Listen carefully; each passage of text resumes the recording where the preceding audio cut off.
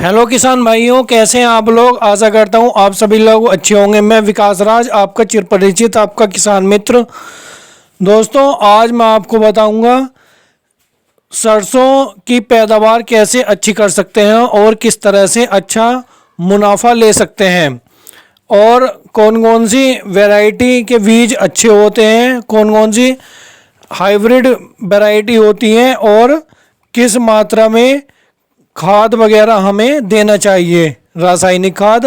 किसान भाइयों, सबसे पहले आपको अपने खेत का पलेवा वगैरह करना है। पलेवा कर लेंगे और जब ये पलेवा सूख जाएगा 6 से 7 दिन में, उसके बाद आपको अच्छे से जुताई करनी है, क्योंकि जब पौधा अंदर तक ज़मीन में जाएगा, जुताई करने के बाद उसकी जड़ जाएगी, तो वो अधिक वजन को ऊपर जो ये फल होता है उसके वजन को संभाल पाएगा।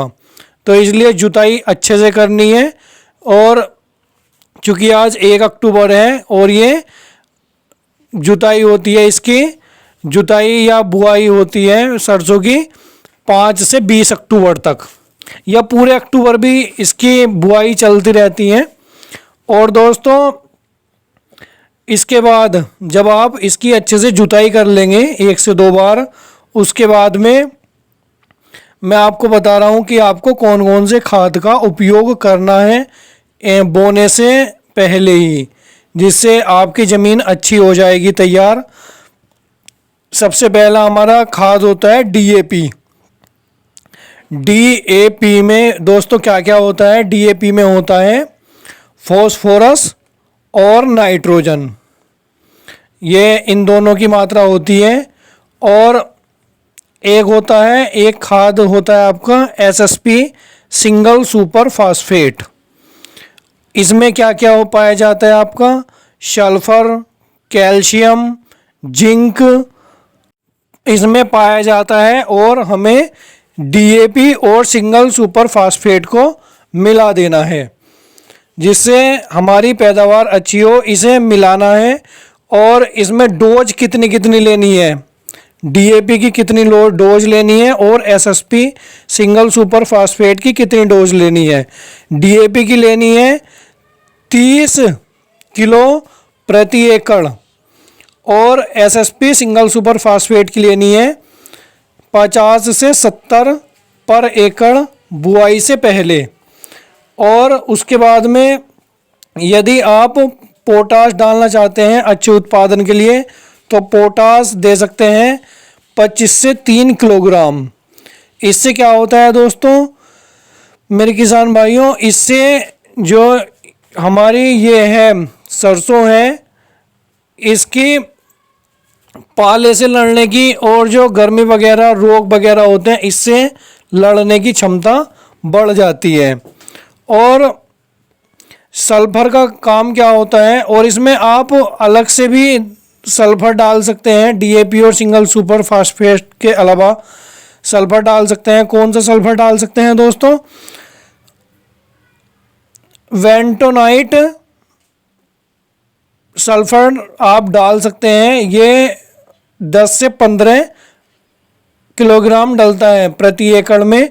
और इसका सल्फर का काम क्या होता है? ये दाल वाला सल्फर ये माना जाता है, और इसका काम होता है जो ये दाना होता है सरसों का हमारा, इसे मोटा करने का और इसे बढ़ाने का काम होता है सल्फर का। दोस्तों, अगर आप इस तरह से खाद वगैरह देते हैं तो आपको मिलता है 10 से 15 क्विंटल प्रति एकड़। और दोस्तों, आप इसमें घर का जो बीज होता है पुराना बचा हुआ, उसे भी उपयोग कर सकते हैं। पहले उस बीज को छान लीजिए, जो मोटा दाना होगा वो ऊपर आ जाएगा। और यदि आप बिल्कुल ही अच्छे तरीके से करना चाहते हैं कि बीज भी अच्छी वैरायटी का चाहिए, तो वो भी मैं आपको बता देता हूँ।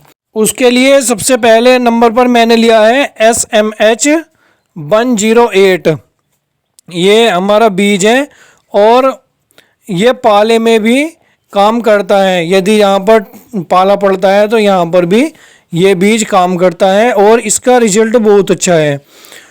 इसमें 2 से 3 सिंचाइयों की आवश्यकता होती है, अधिकतम केवल 3, और वरना 2 में ही काम हो जाता है।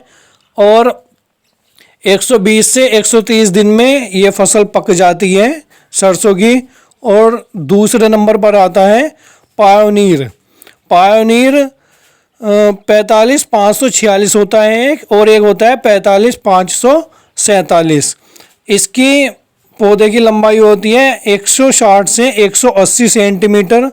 इसमें 2 से 3 सिंचाइयों की आवश्यकता होती है, और इसमें बीज डालते हैं 1 एकड़ में 1.5 किलो बीज डाला जाता है, और 15 से 20 प्रति एकड़ इसकी पैदावार होती है। और इसका प्रयोग हमें ठंडी जगह पर नहीं करना चाहिए। क्यों नहीं करना चाहिए ठंडी जगह पर? क्योंकि ये पौधा इसमें इसका फुटाव नहीं हो पाता है ठंडी जगह में। और नंबर 3 पर आता है ADB 414, और ये ठंडे में इसका उपयोग किया जाता है, और इसकी फलियां होती हैं ऊपर की तरफ, यानी कि इसमें फल बहुत ज़्यादा आता है और ये अच्छा रहता है। इसका बीज ये ठंड में भी इसका उपयोग कर सकते हैं।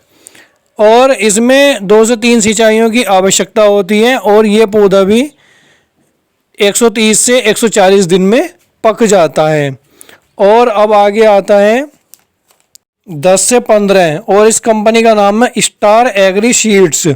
इसमें भी दोस्तों मेरे किसान भाइयों 3 सिंचाइयों की आवश्यकता होती है अधिकतम, और कम से कम 2 इसमें सिंचाइयों की आवश्यकता होती है। और आप देखेंगे कि जब आप इस तरह से इसमें मेहनत करेंगे सरसों में, तो आपको बहुत ही अच्छा लाभ होगा। और मैं देख रहा हूँ कि ये गन्ने वगैरह जो सूख गए हैं, आप इसका पैदावार करके देखिए सरसों का, तो आपको बहुत ही अच्छा मुनाफा होगा। आप इस तरह से करेंगे तो ये मैंने आपको बता दिया है।